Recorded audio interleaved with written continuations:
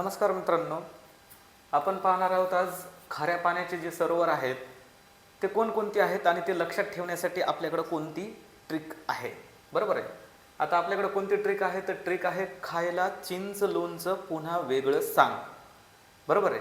पहिले आपण याची माहिती घेऊ की कोणकोणते खाऱ्या पाण्याचे सरोवर आहेत.